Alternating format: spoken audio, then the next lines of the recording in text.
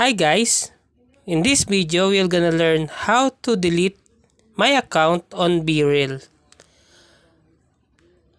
If you don't want to use BeReal application, here's what you're going to do. Open your BeReal application. Then in here, you can see now your home page. Then tap your profile at the upper right corner. Then after that, tap the three lines at the upper right corner. And you can see now the settings of your BeReal account. Now, go to others and then tap delete account. So, choose. If you have 2 seconds, we will love to know why do you want to leave us. So, choose why do you want to leave BeReal application. After that, tap yes, I'm sure. And that's it.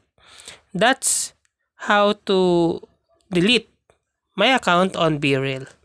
If you like this video, please click the subscribe button and click the bell icon to notify you to our next tutorial.